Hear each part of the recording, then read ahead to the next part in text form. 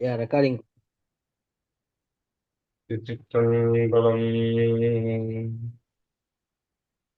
பெற்ற தாய்தனை பிள்ளை மறந்தாலும், பிள்ளையைப் பெறும் தாய் மறந்தாலும், உற்ற தேகத்தை உயிர் மறந்தாலும், உற்ற தேகத்தை உயிர் மறந்தாலும், உயிரை மேவிய உடல் மறந்தாலும்,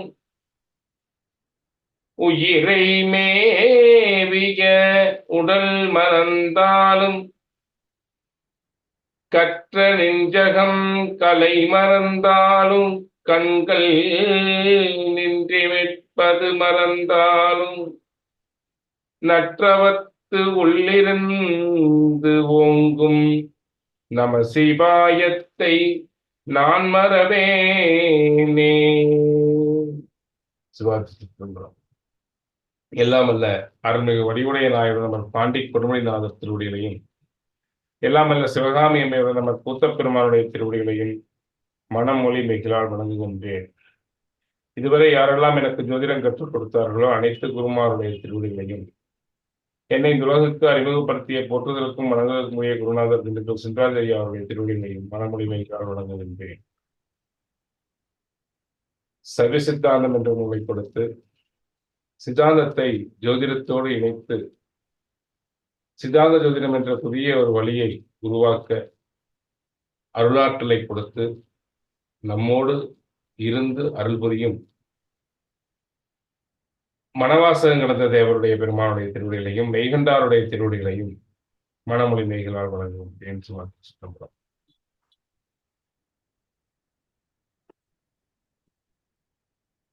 நம்ம போன வாரம் செவ்வாயை பற்றி பார்த்தோம். செவ்வாய் அப்படிங்கிற ஒரு கிரகம், அதனுடைய நண்பர்கள் பகைவர்கள் அப்படிங்கிறத பற்றி நம்ம ஒவ்வொரு கிரகமா பார்த்துட்டு வரோம். இதுல செவ்வாயை பற்றி பார்க்கும்போது சூரியன் செவ்வாய் சேர்க்கை, செவ்வாய் 4ஆம் இடத்தோடவோ 10ஆம் இடத்தோடவோ தொடர்பு கொள்ளும் பொழுது மருத்துவத்துறை சார்ந்து பெரும்பகுதி இருக்காங்க அப்படிங்கிறத உதாரண ஜாதகம் மூலம் நம்ம உதாரண ஜாதகத்தை போட்டு ஒவ்வொரு ஜாதகத்திலையும் பார்த்தோம் அப்படின்னா சூரியன் செவ்வாய் சேர்க்கை, இதுல சூரியன் செவ்வாய் 10ஆம் இடத்தோடு தொடர்பு, செவ்வாய் 10ஆம் இடத்தோடு தொடர்பு, இந்த மாதிரியான ஜாதகங்களை எல்லாம் நம்ம அலசி பார்த்தோம். இதுல செவ்வாய் 10ஆம் இடத்தோடு தொடர்பு இல்லாமல் எந்த மருத்துவரும் இல்லை. மருத்துவத்துறை அப்படின்னாலே செவ்வாய் 10ஆம் இடத்தோடு தொடர்பு இருக்கு, இல்லாம எந்த மருத்துவரும் இல்லை அப்படிங்கிறது நம்ம பார்த்தோம். இப்போ இந்த வாரம் நம்ம பார்க்க போறது செவ்வாயினுடைய அடுத்த நண்பரான சந்திரனை பற்றி பார்க்க போகின்றோம். இந்த செவ்வாய் சந்திரனுக்குடைய நட்பு, இதை நீங்க எப்படி எடுத்துக்கணும் அப்படின்னா, செவ்வாய் சந்திரன் வீட்டில் இருக்கும் பொழுதும் சந்திரன் செவ்வாய் வீட்டில் இருக்கும் பொழுதும் இந்த தன்மையில தான் பிரதிபலிப்பாங்க. நீசம்தான், நீசங்கிறதுக்காக அங்க இந்த செவ்வாயுடைய நீசத்தை மட்டும் நாம் நீசம் என்று முழுமையாக எடுத்துக்கொள்ள முடியாது. அது ஏன் எடுத்துக்கொள்ள முடியாதுன்னா, அங்கே தன்னை விட்டு கொடுத்து தன்னுடைய தன்மையை இழந்து விடுகிறார் அப்படின்னு தான் எடுத்துக்கொள்ளணும் ஒழிஞ்சு, செவ்வாயினுடைய தன்மையை, அதாவது செவ்வாய் பலவீனம் ஆயிட்டார் கடகத்துல அப்படிங்கிறது பலவீனத்தை நீங்க எப்படி எடுத்துக்கணும் அப்படின்னா, அதாவது அங்க அவர் எதுவுமே செய்ய முடியாது, இல்லை தன் நண்பருக்காக எல்லாத்தையும் விட்டு கொடுத்துட்றார் அப்படின்னு தான் எடுத்துக்கணும். ஏங்க அப்படி எடுத்துக்கணும்னா, சித்தாந்த ரீதியா ஒரு விஷயத்த பாருங்க. செவ்வாய் அப்படிங்கிறது அகங்காரம், சந்திரன் அப்படிங்கிறது மனம். இந்த மனம் அப்படிங்கிற ஒரு கருவிக்குள்ளதான் இந்த அகங்காரம், ஆழ்மனம், சித்தம், புத்தி, இந்த 4 சேர்ந்து தான் மனம்ங்கிற ஒரு கூட்டுக்குள்ள மனோன்மய கோஷத்துல இருக்கு. இந்த 4 அந்த கரணங்களும் இருக்கிற இடம் மனோன்மய கோஷம். அப்ப இந்த அகங்காரம் மனத்தோடு தொடர்பு கொள்ளக்கூடியது. அதனாலதான் பாத்தீங்கன்னா, நல்லா யோசிச்சு பாருங்க, சந்திரனுடைய செவ்வாயினுடைய வீட்டுல சந்திரன் நீசம், சந்திரனுடைய வீட்டுல செவ்வாய் நீசம். இது ஏன் இப்படி ஆகுது அப்படின்னா, ஒரு நிமிஷம் யோசிச்சு பாருங்க. சந்திரனுடைய வீடு என்பது மனதை குறிக்கக்கூடிய வீடு. அங்கே மனம் என்ற ஒரு உணர்வு கருவி இயங்கக்கூடிய வீடு. மனம் என்ற உணர்வு கருவி. மனம் உணர்வு சார்ந்த விஷயம். மனம் என்பது உணர்வு சார்ந்த விஷயம், அறிவு சார்ந்த விஷயம் அல்ல. உணர்வு சார்ந்து ஒரு மனம் அப்படிங்கிறது இயங்கும் பொழுது அகங்காரம் அடங்கி போயிருக்கு, விட்டு கொடுத்துருது. எப்படி அப்படின்னு கேட்டீங்கன்னா, தாயினுடைய அன்புக்கு முன்னாடி அகங்காரம் இல்லாமல் சாத்வீகமாகி எப்படி ஒரு மனிதன் இருக்கிறானோ, இப்ப என்னதான் மத்தவங்க வந்து அறிவு இருக்குதுண்டா நாய் அப்படின்னா சல்லுன்னு கோவம் வரும். அம்மா நம்மளை பார்த்து கேட்டா கோவம் வருமா? சுப்பிரமணியம் சார். சார் கண்டிப்பா வராது சார். அந்த அறிவு இருக்குது எல்லாமே அம்மா பார்த்து கேட்டா எந்த தன்முனைப்பும் யாருக்கு எழுந்து வராது. தன்முனைப்பு எழுந்து வந்தா பையனே அல்ல. ஆமா சார். அம்மாவும் அல்ல. அங்க தன்முனைப்பு எப்படி அடங்கி போகுது? அங்கே அதுதான் தாய்க்கு முன்னாடி அகங்காரம் அடங்கி போவது போல கடகத்துல செவ்வாய் அடங்கி போறதுக்கு காரணம், செவ்வாய் தன் பலத்தை இழப்பதற்கு காரணம், அன்பான நண்பர் வீட்டுல தன்னை விட்டு கொடுத்துறாரு. அதே போல காலபுருஷனுக்கு 8ஆம் இடம் சொல்லக்கூடிய விருச்சகத்துல சந்திரன் நேசமாகிறார். அங்கே தாய் விட்டு கொடுத்து விடுகிறார். ஒரு காவல்துறையாகட்டும், இல்ல வந்து ஒரு கள்ளக்கடத்தல் பண்றவனாகட்டும், இல்ல சட்டத்திற்கு விரோதமா தொழில் செய்யறவனாகட்டும், மனசாட்சியை விட்டுவிட்டு தானே செய்யறான் சார். அங்கே மனம் இயங்குதா? இல்லை சார், இல்லை. அப்போ மனம் என்ற ஒரு கருவி அங்க இயங்குறது இல்லை. அதனாலதான் பாருங்க, ராகு கேது எங்க உச்சம்?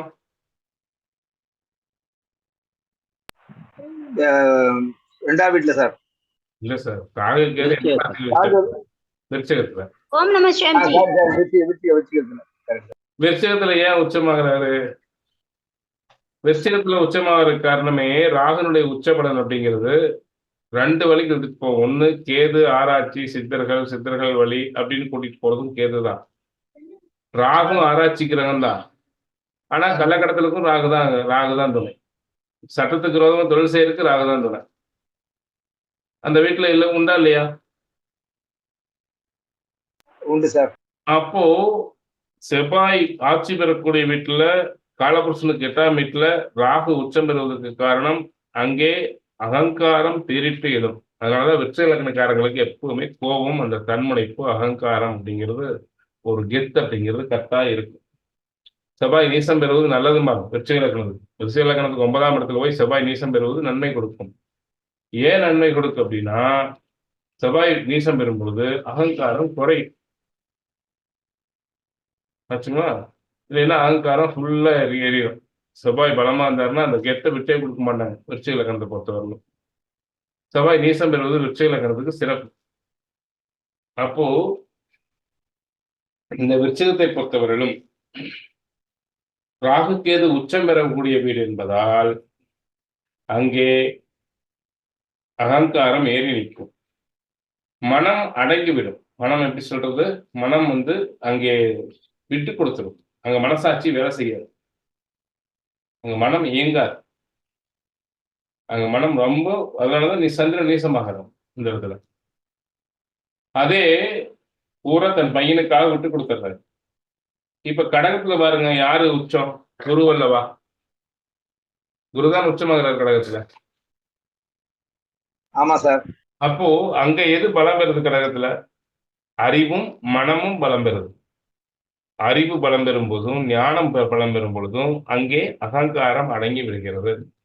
எப்படி இந்த காலபுருஷ தத்துவத்துல கிரகங்களை கூட இணைச்சிருக்காங்க பாருங்க. இது யோசிக்க பிரமிப்பா இல்ல? கடகத்துல குரு உச்சம், சந்திரன் ஆட்சி, செவ்வாய் நீசம் அப்படின்னு படிக்கிறது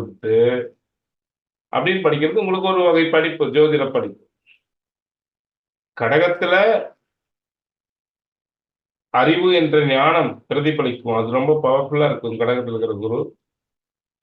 அதே மாதிரி மனம் நன்றா இயங்கும் கடகத்துல. மனமும் அறிவு சேர்ந்து இயங்குற இடத்துல அகங்காரம் குறைஞ்சிடும். அகங்காரம் குறைஞ்சிருந்ததை விட தன்னை விட்டு கொடுத்துரும். தன்னுடைய சக்தியை காட்டாது, தன்னுடைய ஆற்றலை விட்டு கொடுத்துரும், அடங்கி போயிடும். அடங்கி போறதுனாலதான் கடகலக்னக்காரர்கள் எதுலையுமே ஸ்பீடா இருக்காங்க. மிகப்பெரிய ஒரு ஆட்சி பலத்தில் இருக்கிற, என்ன சொல்றது, நிர்வாகத்துறையில கடகலக்கணக்காரங்க இருக்கிறாங்க. கடகலக்கணக்காரங்களை பொறுத்தவரையிலும் கடகலக்கணம் ஒளிகிரகங்களுடைய இலக்கணமான கடகலக்கணமோ அல்லது சிம்ம லக்கணமோ பிறந்தவங்க வந்து அரசியல் துறையில பெரிய லெவல்ல பிரதிபலிக்கிறாங்க. ஆனா அங்க தன்முனைப்பு நீசம் ஒண்ணுமே இல்ல, தன்முனைப்பே இல்லைன்னா அவங்க எப்படி அரசியல் துறையில பிரதிபலிக்க முடியும்? யோசிங்க. அங்க சந்திரன் கெட்டு போயிட்டா மட்டும்தான் அரசியல் துறைக்குள்ள போக முடியாது. சந்திரன் பலமான அரசியல் துறையில இருந்து பிரதிபலிக்கிறாங்க. ஒரு வீட்டுல தன்முனைப்பு என்று சொல்லக்கூடிய அகங்காரம், அரசியலுக்கு என்ன வேணும்? கெத்துத்தானே வேணும். ஆமா சார்.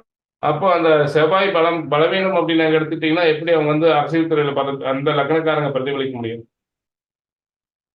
அப்போ அங்கே செவ்வாய் என்பது விட்டு கொடுத்து விடுகிறது, அங்கே சாத்வீகமாகி விடுகிறது அப்படின்னு தான் நம்ம எடுத்துக்கணும்.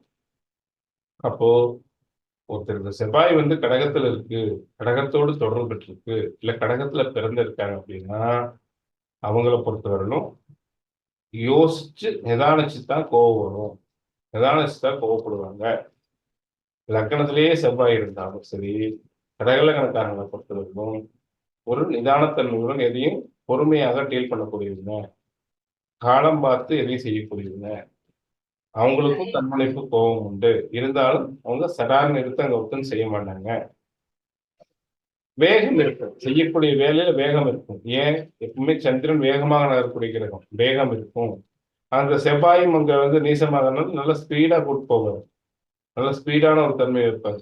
யாருமே பாருங்க, நேத்து ஒரு விஷயம் கேட்டேன், அதாவது யார நம்ம நூர் முகமது சார் கேட்டேன், சார் உங்களுக்கு செவ்வாய் வந்து நீசம் ஆட்சியான்னு கேட்டேன். அவர் சும்மா ஒவ்வொரு கேள்வியும் திருன்னு புல்லுக்கு வந்து கேட்டுட்டே இருப்பார். அவர் என்ன செவ்வாய் நீசம் அப்படின்னாரு. அப்ப தன்முனைப்பு நீசமாயிருக்கிறது, செவ்வாய் நீசமாயிருக்கு, செவ்வாய் நீசமாகி அங்க அங்க அவர் வந்து துருதுருன்னு கேட்டே இருக்காரு அப்படின்னு சொல்லி கடகத்தில் இருக்கிற செவ்வாய் சந்திரன் எப்படி வேகமா நகர்றாரோ அது மாதிரி ஒரு ஒரு பதில் சொல்றதுக்கு முன்னாடி இன்னொரு கேள்வி அவருக்கு வந்து வரும், அதுல வேகமா இருக்காரு. செவ்வாயை பொறுத்தவரையிலும் நீசத்துல முழுசும் கெட்டு போயிடுச்சுன்னு நம்ம சொல்ல முடியாது. அங்கே பாவ கிரகங்கள் ஏதாவது சேரும் பொழுது செவ்வாய் ரொம்ப அடங்கிறது கேதுடைய சாரத்துல. செவ்வாய் நெகட்டிவா செயல்படாம போறது கேதுடைய சாரத்தில். கேதோடு சேரும் பொழுது சனியோடு நெருங்கிய டிகிரியில் இருந்து செவ்வாய் கிரக யுத்தத்துல தோற்கும் பொழுது, அதன கிரக யுத்தத்தில் தோற்கும் பொழுது ஒரே ஒரே பாதத்தில் அதாவது இப்போ ஒரே பாதத்தில் இருக்காங்க வச்சுக்கோங்க. அதாவது இப்போ அஸ்வினி நட்சத்திரம் 2ஆம் பாதத்துல செவ்வாயும் சனியும் இருக்காங்க வச்சுக்கோங்க. இல்ல ஏதோ ஏதோ நட்சத்திர பாதம் எடுத்துக்கங்க. ஒரே பாதத்தில் இருக்கும் பொழுது இதுல யார் அதிக டிகிரி வாங்கியிருக்காங்களோ அவங்க கிரக யுத்தத்துல ஜெயிச்சவங்க. யார் கம்மியான டிகிரி வாங்கியிருக்காங்களோ அவங்க கிரக யுத்தத்துல தோத்து போனவங்க. ஒரு ராசியில் 30 டிகிரினா செவ்வாய் 17 டிகிரியிலும் சனி 18 டிகிரியில் இருந்ததுன்னா சனி கிரக யுத்தத்தில் ஜெயிச்சிருச்சு. அதே சனி 17 டிகிரிலையும் செவ்வாய் 18 டிகிரியில் நிற்கும் போது கிரக யுத்தத்துல செவ்வாய் ஜெயிச்சிருச்சு. இந்த யுத்தத்திலும் தோல்வி ஆயிடுச்சுன்னா செவ்வாய் பலவீனம் ஆயிடுச்சு, செவ்வாய் செயல்படாது. ஆனா ராகு கேதோட சேரும்போது அங்க யுத்தம் இல்லை, அங்க கிரகண தோஷம் வந்து ராகு கேதோட சேரும்போது முழுசும் செவ்வாயினுடைய தன்மையை ராகு கேது அபேஷ் பண்ணிடும், அதான் என்ன சொல்றது, ஆக்கிரமிப்பு பண்ணிடும். ஆனா சனியோட சேரும் பொழுது விட்டு கொடுக்காமல் போராடி அங்க அடி வாங்கிடும். அப்போ செவ்வாய் அப்படித்தான் பலவீனமாகுதா வந்து நீசத்தில் சந்திரனுடைய வீட்டுல செவ்வாய் நீசம் பெற்றவங்க எல்லாம் ஒண்ணுமே இல்லாதவங்க, தன்முனைப்பு இல்லாதவங்க, பொறுமைசாலிகளா இருப்பாங்க.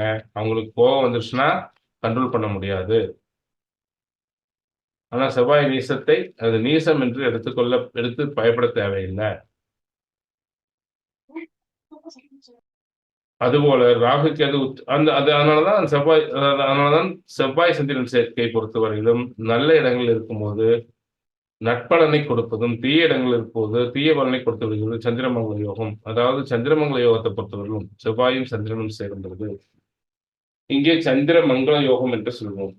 இது நம்ம ஏற்கனவே சந்திரனை பார்க்கும்போது படித்தோம், இப்ப செவ்வாயை பார்க்கும்போது சொல்றோம். இந்த சந்திரனும் செவ்வாயும் சேரும்போது சந்திரமங்கல யோகம் மனதை ஒரு நல்நிலையில் தன்முனைப்புக்கு கூட்டிட்டு போறார் செவ்வாய் அப்படின்னாலும், சந்திரன் நீச அதாவது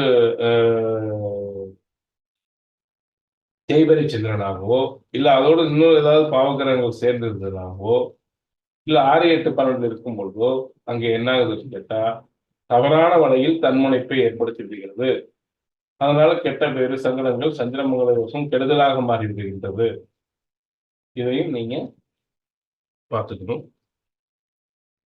இங்கே 4ஆம் இடத்துல சுகஸ்தானத்துல சந்திரன் ஆட்சி, செவ்வாய் நீசம் பெறுகிறார். இந்த செவ்வாய் நீசம் என்பது தன்னை விட்டு கொடுக்கின்றதை தவிர தன் பலத்தை இழப்பது என்று அர்த்தமல்ல. மனதுக்காக அதாவது ஒரு அடங்கி போகும் சொல்லும் அடங்கி போய் சந்திரனுக்கு பலம் கொடுக்குற பொழுது இங்கே பலவீனமானது என்று எடுத்துக்கொள்ளக்கூடாது. இங்கே சந்திரன் அடங்கி போறது முழுக்க முழுக்க முழுக்க முழுக்க செவ்வாய்க்கு செவ்வாய்க்கு பலத்தை கொடுக்குது. ஆனா சந்திரனை பொறுத்தவரையிலும் நீச சந்திரன் அப்படின்னு சொல்லும்போது நீங்க அந்த மனம் உங்களுக்கு செயல்படாம இருக்காது. ஆனா அங்க சந்திரனோடு நீச சந்திரனோடு கேதுவோ இல்ல ராகுவோ சேரும் பொழுது சந்திரன் கெட்டு போயிடும், மனநிலை கெட்டு போயிடும். அப்போ மனசாட்சி வேலை செய்யணும்னு சொல்றோம்ல, அங்க அகங்காரம் அதிகமாயிரும். தான் தான் கர்வம் தான் தாங்கிற கெத்து அதிகமாயிரும் விருச்சகத்துல. அப்போ அந்த மனம் பூரா அகங்காரமா இருக்கும். அதாவது என்ன சொல்றது, அவன் அகங்காரம் மனசாட்சியே இல்லாதவன்ட்ட அகங்காரம் முடிச்சுட்டான். கறிக்கடையில் வெட்டுற எப்படி மனசாட்சியில் வேலை செய்ய முடியுமா? அப்போ அவன் மனசாட்சியே இல்லாதவன்ட்ட அவன் அகங்காரம் அவன் என்ன சொல்றது அகங்காரம் முடிச்சவன்டான். கொஞ்சம் கூட மனசாட்சி இருக்காதுன்னு சொல்றோம் அல்லவா? அங்கே அகங்காரம் ஏறுறதுனால மனம் ஆஃப் ஆயிடும். அவ்வளவுதான். ஆனா ஒண்ணுக்காக ஒண்ணு விட்டுத்தான் கொடுக்குது. அது அது அது சார்ந்து செயல்படுது. மனம் முழுக்க அகங்காரமா செயல்படுது. இங்க தன்முனைப்பு பூரா அன்பின் வடிவமா செயல்படுது.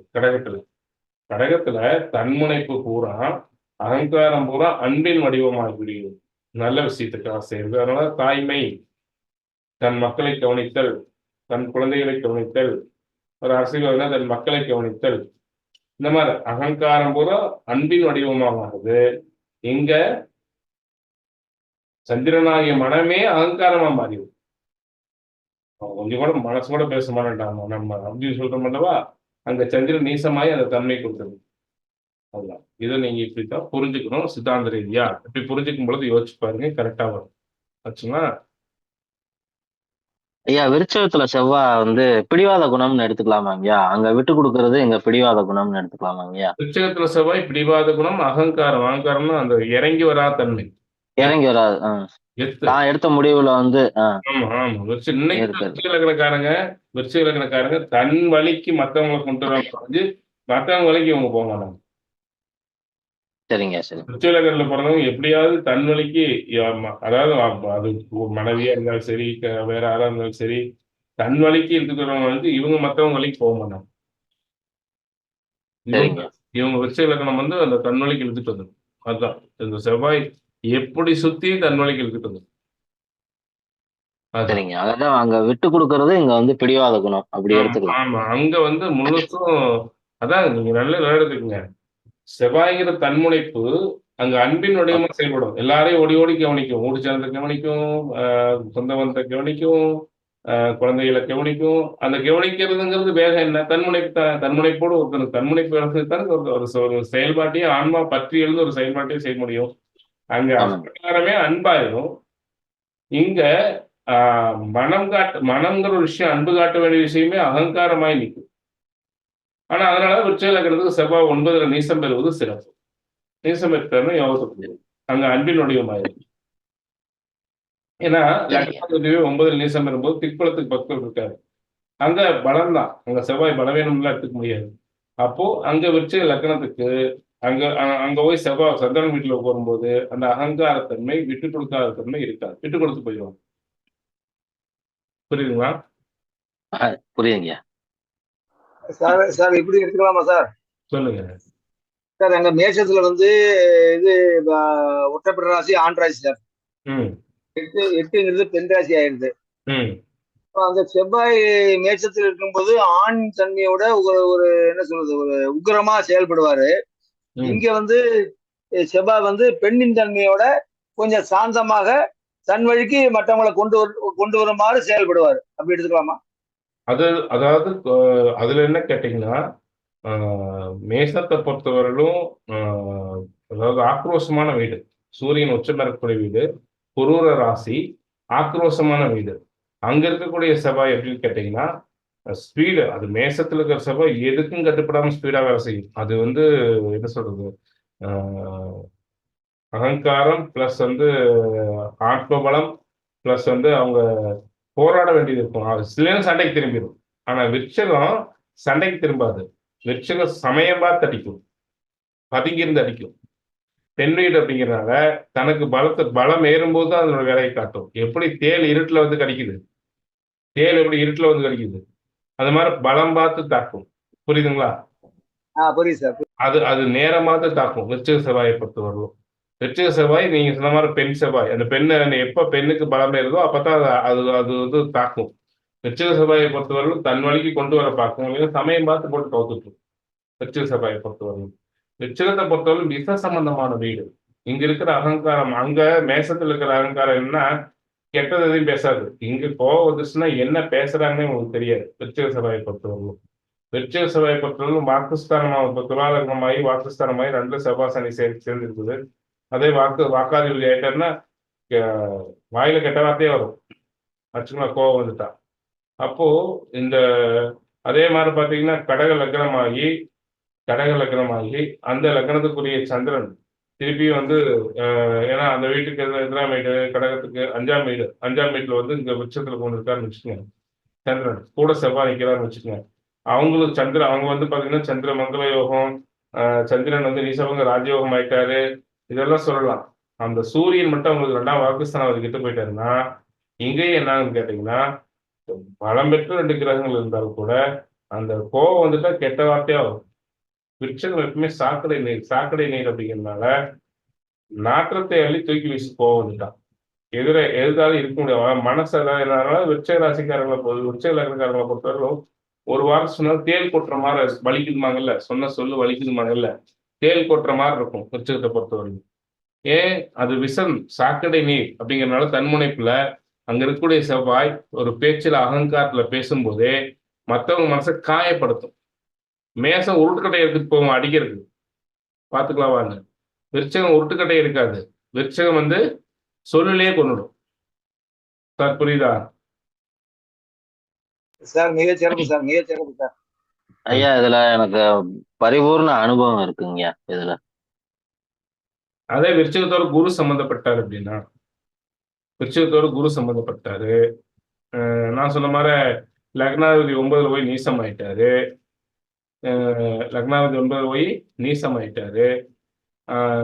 இப்படி எல்லாம் மாறும்போது விருட்சகம் வந்து ரொம்ப சாந்தமாயிடும். அதாவது தேலோனை தேடி நட்புக்குள் அப்படிம்பாங்க.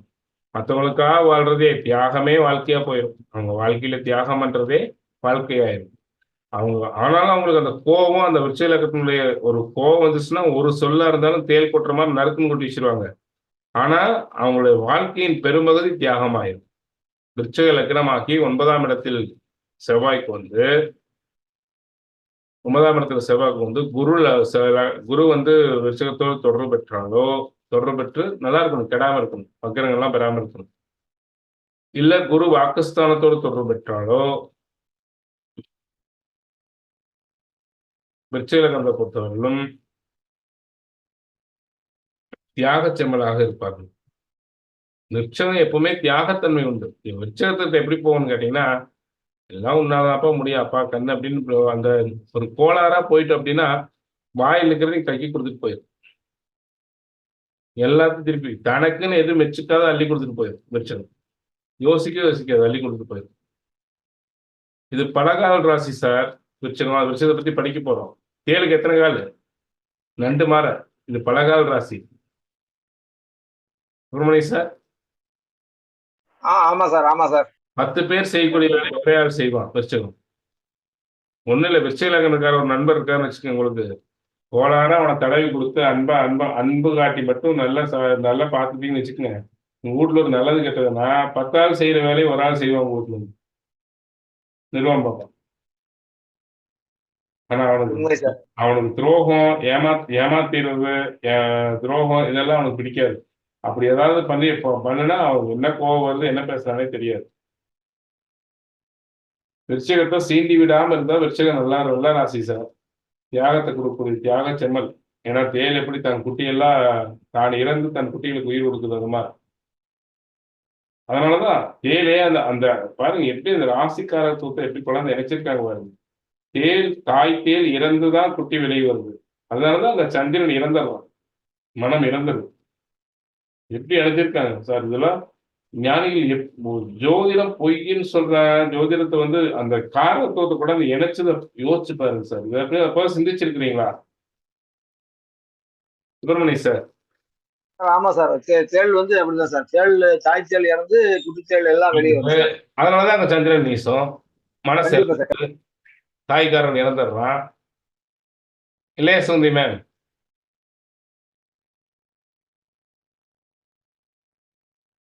சுந்தி மேம் ஓம் நம சிவாமிஜி. அதை யோசிச்சு பாருங்க, அந்த விருச்சகத்தினுடைய தத்துவத்தை யோசிச்சு பாருங்க. சந்திரன் அங்கே நீசம், மனம் அங்க ஒரு கள்ளக்கடத்தல் பண்றதுனால அவனுக்கும் மனசாட்சி வேலை செய்யக்கூடாது. ஒருத்தர் கடத்திட்டு போறனால அவனுக்கும் மனசாட்சி வேலை செய்யக்கூடாது. ஓம் நம சிவாமிஜி. ஜி எங்க நாத்தனார் ஒருத்தவங்க விருச்சிக லக்னம் ஜி. பரவாயில்ல, நானும் விருச்சிக லக்னம் தான்.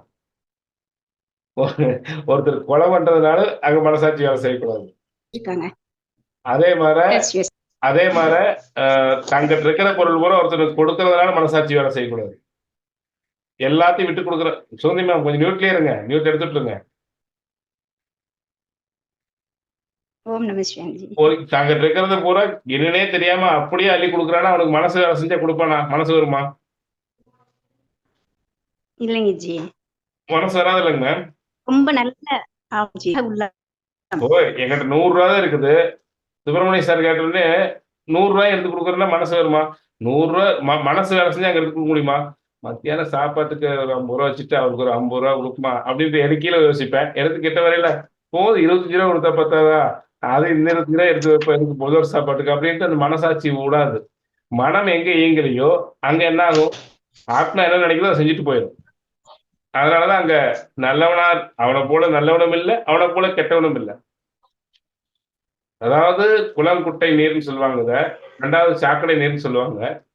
இந்த என்ன சொல்றது, கழிவுகளை பூரா சுமந்து செல்றான், மற்றவங்களுடைய அழுக்குகளை பூரா சுமந்து செல்லக்கூடிய தியாக செம்மல் அவன் தான். அந்த கழிவு நீரை தொட்டு கொலைப்புட்டையில நாட்டத்தை கொடுக்கறது அவன் தான். அப்ப விச்சயத்தை எப்படி இருக்கணும் யோசிச்சு பாருங்க. விச்சயத்தை அதை பயன்படுத்திக்கிட்டா நன்மை, அதுல குதிச்சு கொலைப்பட்டோம்னா அப்புறம் சாக்கடை நம்ம மேல பூசிக்கிற மாதிரிதான். கல் எடுத்து ஓங்கிட்டு இருக்கோம்னா நம்ம சாக்கடை அடிக்கும். அதனாலதான் விருச்சகத்தை சுப்பிரமணிய சார் கரெக்டா?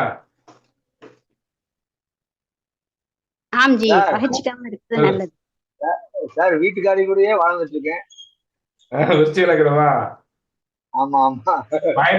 எங்களை எல்லாம் பயன்படுத்திக்க தெரிஞ்சதுன்னா நீங்க புத்திசாலி, எங்களை எல்லாம் பயன்படுத்திக்க தெரியலன்னா நீங்க புத்திசாலி இல்ல. உண்மையில சார், உண்மையில சார். அதே மாதிரி குண்டக்கு மண்டக்கு பேசி எங்களை பயன்படுத்தினா அப்புறம் நாங்க எகிரி குதிக்கிறது வேற மாதிரி போயிடும். அது ஒண்ணுமே பண்ண முடியாது. கடைசியில எப்பேற்பட்ட லக்னக்காரங்களும் இருக்கக்கூடிய 11 லக்னம் விருச்சகத்தை வந்து அடங்கியிருக்கும். ஏன்னா 8ஆம் இடங்கிறது என்ன நல்லா யோசிச்சு பாருங்க. காலபுருஷனுக்கு ஆயுள் மட்டுமல்ல சிவா, பிரபஞ்ச ஜோதிடத்துல 8ஆம் இடம் என்ன கேட்டீங்கன்னா சுனாமி. 8ஆம் இடம் என்னன்னு கேட்டீங்கன்னா அதாவது பேரழிவு. 8ஆம் இடம் என்னன்னு கேட்டீங்கன்னா இது வெளிநாடு வெளியூர்.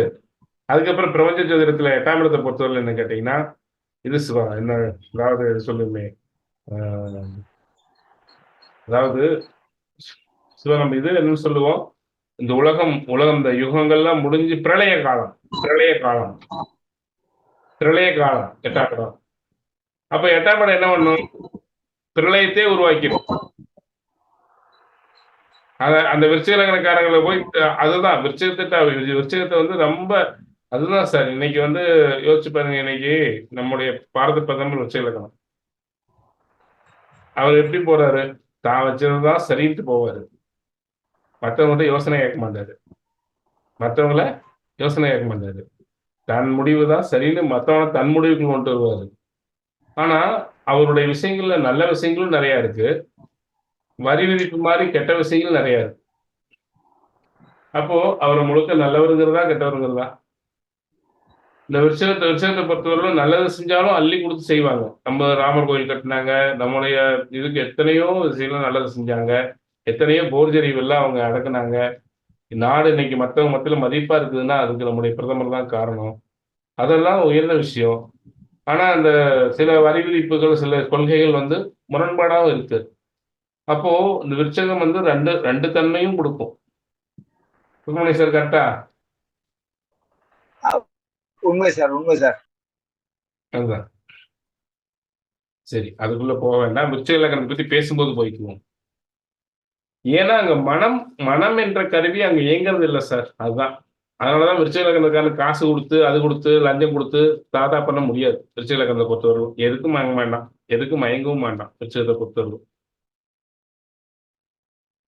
இப்போ சுக்கிரன் கவர்ச்சியான காதல் தரும், காதல் காம சுதந்திரம் நண்பர். இப்போ சந்திரன் செவ்வாயை பத்தி பார்த்தோம். இதுல வந்து நீங்க திருமண பொருத்தத்துல வந்து பாத்தீங்கன்னா ஒருவருடைய சந்திரன் இருக்கிற இடத்துல இன்னொருவருடைய செவ்வாய் இருந்ததுன்னா ரொம்ப சிறப்பு. அது எப்படி சிறப்பு? அதுக்குள்ளே போவாங்க. இப்ப திருமண பொருத்தம் பாக்குறீங்க, பெண்ணினுடைய செவ்வாய் இருக்கிற இடத்துல ஆணினுடைய சந்திரன் இருக்குதுன்னா ரொம்ப சிறப்பு. எப்படி சிறப்புனா, பெண்ணினுடைய செவ்வாயை ஆணினுடைய சந்திரன் சந்திக்கும் பொழுது, உதாரணத்துக்கு வந்து ஒரு ஒரு செவ்வாய் ஒரு ஏதோ ஒரு வீடு சொல்லுங்க குலசேகரன் சார். செவ்வாய் இருக்கிற வீடு 12 ராசியில் ஏதோ ஒரு வீடு சொல்லுங்க. பெண்ணுக்கு செவ்வாய் இருக்கிற இடம். செவ்வாய் இருக்க வீடாங்கய்யா. ஏதோ ஒரு வீடு சொல்லுங்க. ஒரு பெண்ணுக்கு யாரா இருந்தா ஏதோ ஒரு வீடு சொல்லுங்க. மிதுனங்கய்யா. தனுஷ் ஜி. சரி, 10 மிதனத்துக்கு அப்புறம் தனுசு கொண்டு வரேன். பெண்ணுக்கு மிதனத்துல செவ்வாய் இருக்குது, பகைதான் அங்க. ஆனா இந்த பொண்ணுக்கு கல்யாணம் பண்ணும்போது என்ன பண்ணணும்னு கேட்டீங்கன்னா, ஃபர்ஸ்ட் சுக்கிரனை பத்தி அடுத்து சொல்றேன், இந்த சந்திரனை பத்தி சொல்றேன். சந்திரன் ஒண்ணு மிதனத்தில் இருக்கணும், சந்திரன் அல்லது துலாத்தில் இருக்கணும், சந்திரன் கும்பத்தில் இருக்கணும். இந்த சந்திரனோடு செவ்வாய் லிங்க் ஆச்சு அப்படின்னா திருமணத்துக்கு அப்புறம் சந்திரமங்கல யோகம் வேலை செய்யும். எப்படி சார் அப்படின்னு கேட்டீங்கன்னா, இந்த செவ்வாய்ங்கிற தன்முனைப்புக்கு இந்த மனோகாரகனான கிரகம் ரொம்ப தூண்டுதலா இருக்கு. நாளைக்கு இதை செய்யணும்னு எனக்கு ஞாபகப்படுத்தும் அப்படின்னு சொன்னோம் அப்படின்னா, இந்த செவ்வாய் என்ன வேணும்னு கேட்டீங்கன்னா, இத்தனை மணிக்கு ஏங்க நீங்க டைம் டேபிள் போட்டு கொடுக்கும். உங்களுக்கு இத்தனை மணிக்கு என்ன ப்ரோக்ராம், உங்களுக்கு இத்தனை மணிக்கு என்ன ப்ரோக்ராம், இத்தனை மணிக்கு இந்த செய்யணும்னீங்க, இது செய்யறதுக்கு நான் ஏதாவது செஞ்சு கொடுக்கணுமா, உங்களுக்கு என்ன வேணும், எல்லா அதாவது இந்த மனம் எதுக்கெல்லாம் ஆசைப்பட்டதோ அதை இயங்குறதுக்கு அத்தனையும் இந்த மனைவி வந்து டைம் டேபிள் போட்டு கொடுப்பாங்க. நமக்கு தன்முனைப்பு கம்மி, நாம மறந்துட்டா கூட அவங்க நம்மளை விட மாட்டாங்க ஒரு டைம் டேபிள் போட்டு கொடுத்தோம்னா. அப்போ திருமண பொருத்தத்தில் என்ன பண்ணணும், பெண்ணினுடைய செவ்வாய் மீது ஆணினுடைய சந்திரன் இருப்பது ரொம்ப சிறப்பு. ஆணினுடைய செவ்வாய் மேலும் பெண்ணினுடைய சந்திரன் இருக்கலாம், தப்பு கிடையாது.